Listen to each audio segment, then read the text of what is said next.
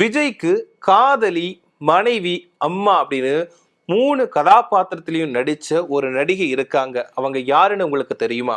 இப்போ விஜய் பொறுத்தவரைக்கும் விஜய் கூட அதிக படங்கள் நடிச்சவங்க யார் அப்படின்னா த்ரிஷா. இவங்க கில்லி, திருப்பாச்சி, குருவி அப்படின்னு நெறைய படங்கள் நடிச்சிருக்காங்க. கோட் படத்துல ஒரு பாடலுக்குமே நடனம் ஆடியிருக்காங்க. இருந்தாலும் விஜய்க்கு வந்து காதலி, மனைவி, அம்மா கதாபாத்திரத்துல வந்து ஒரு நடிகை நடிச்சிருக்காங்க.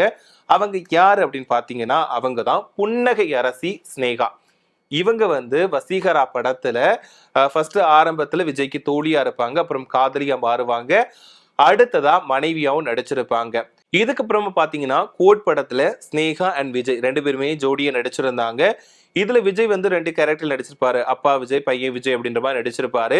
சோ அதுல அப்பா விஜய்க்கு வந்து மனைவியாவும், பையன் விஜய்க்கு வந்து தாயாவும் வந்து ஸ்னேகா நடிச்சிருப்பாங்க. சோ இதனாலதான் விஜய்க்கு வந்து அம்மா, அப்புறம் காதலி, மனைவியா நடிச்ச ஒரே நடிகை அப்படின்ற பேரை வந்து நடிகை சினேகா வந்து வாங்கியிருக்காங்க.